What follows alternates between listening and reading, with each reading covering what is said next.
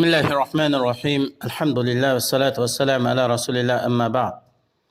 اللهم ربي يسر ولا تؤسر وتمم بالخير. سبحانك لا علم لنا إلا ما علمتنا إنك أنت العليم الحكيم. Assalamu alaykum va rahmatullohi va barakatuhu. Hurmatli ustozlar va qarindoshlar, bugungi tavhid darsimizning temasi, ya'ni tavhidning mevasi yoki natijasi 3-bo'lim. İnsanlarning orasidagi eng mukammal kishi Allohga bo'lgan qulchilik, abudiyatni mukammal qilgan kishi. İnsanninki mukammal bo'lishi va o'rnininki ustun bo'lishi bu insonninki tavhidni amaliylashtirish, ro'yobga chiqarish miqdoriga asosan bo'ladi. İnsanning tavhidi qancha kuchli bo'ladi ekan, bu kishininki o'rni yuqori bo'ladi, bu odam har tarafdan mukammal bo'ladi. Alloh subhanahu va taolo muvahhidlarni mayli dinda bo'lsin, dunyo tarafida bo'lsin, bularni davomli mudofaa qildi, Alloh qo'g'daydi.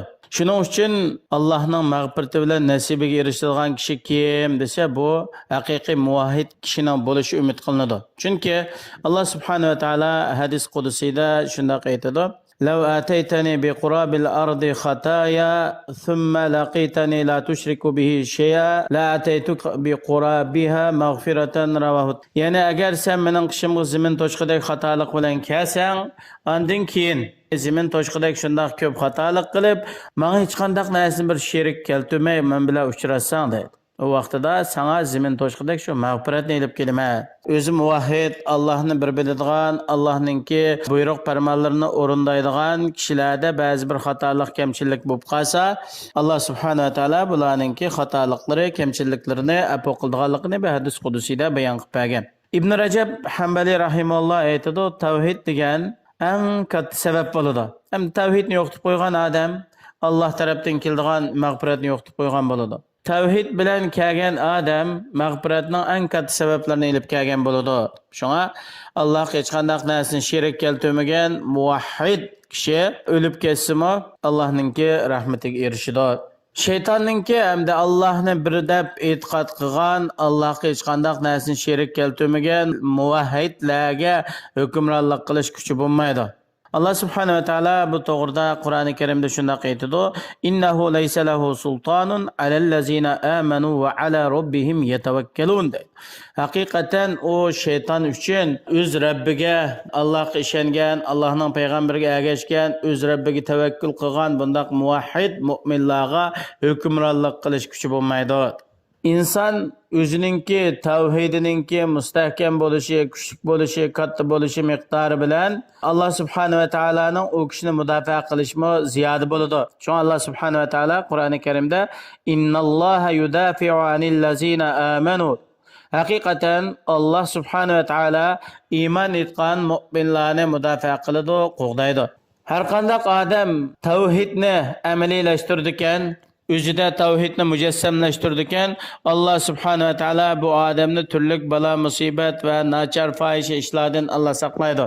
Bu to'g'rida Yusuf alayhisalom to'g'risida shunday bir oyat bayon qilingan: "Kazalika linasrifa anhu su'a wal fahsha innahu min ibadinal mukhlasin."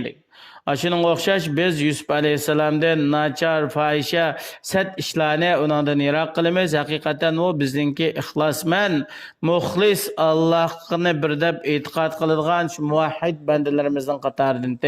Ibnul Qayyim rahimahulloh aytadi: "İnsanning qalbida tavhid qancha ojizlab ketadi ekan, bu insonning qalbida sherik qo'shilib ketadi va shuning bilan bu odamga gunoh, ma'siyat, fohisha, nachar ishlarning ta'sir ko'rsatishi ko'p bo'ladi."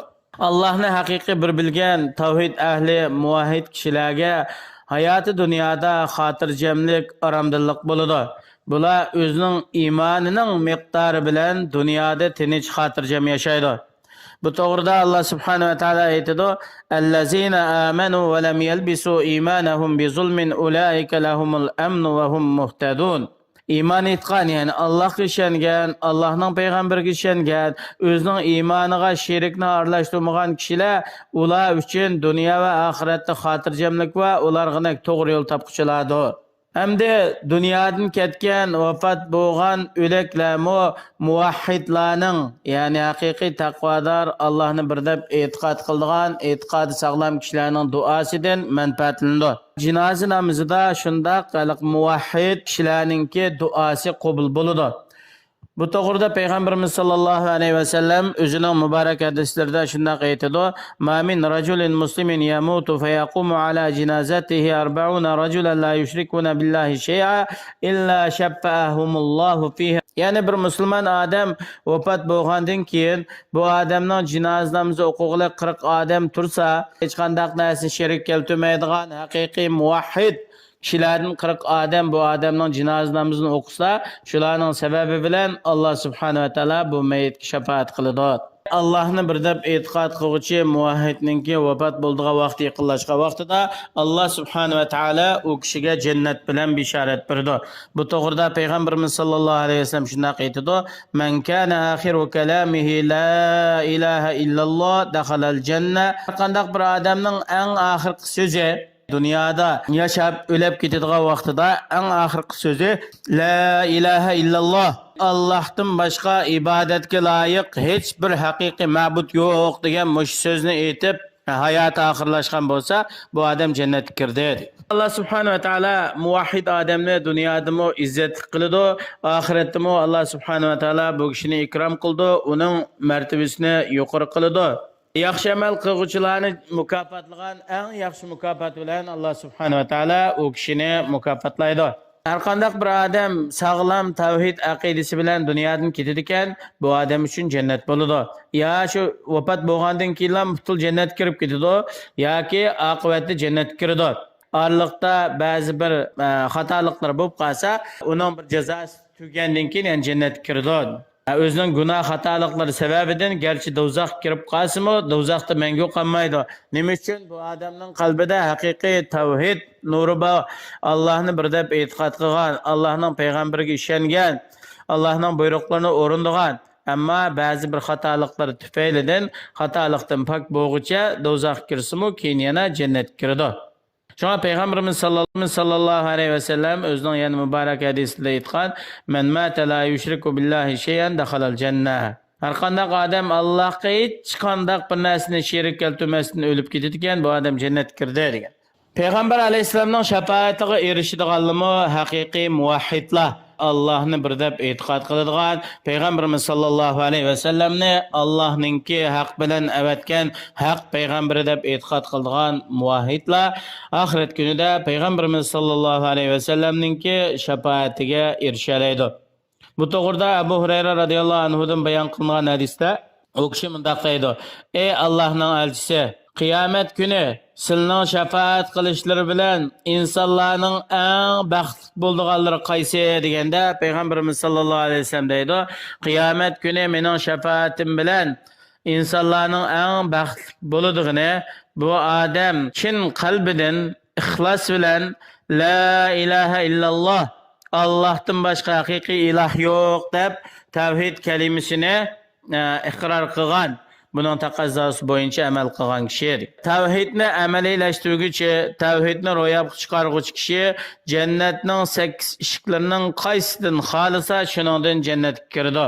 Bu to'g'rida Umar ibn Xattob radhiyallohu anhudan bayon qilingan hadisda payg'ambarimiz sollallohu alayhi vasallam aytgan: "Sizlardan bir odam tarat ilib, taratni komil olsa, taratni bo'lgandan keyin ashhadu an la ilaha illalloh vahdahu la sharika lah va anna Muhammadan abduhu va rasuluh degan bu tavhid shahodat so'zini eshitsa, bu odam uchun 8 jannatning eshiklari ochiladi.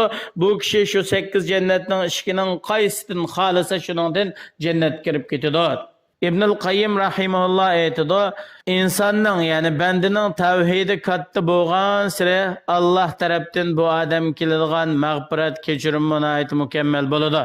Har qanday odam Allohga hech qanday bir narsani sherik keltirmasdan Allohga o'shirishar ekan, Alloh subhanahu va taolo bu kishining barliq gunohlarini kechirim qiladi. Alloh subhanahu va taolo har birimizdan shu gunohi kechirim qilingan tavhid aqidasini qalbimizga o'rnatgan, amaliyatimiz bilan ijro qilgan, tavhid kalimasining taqozosi bo'yicha amal qilib, Allohning rahmatiga erishgan, Allohning jannatiga erishgan haqiqiy muvahhidlarning qatoridan qilsin. Vassalomu alaykum va rahmatullohi va barakatuh.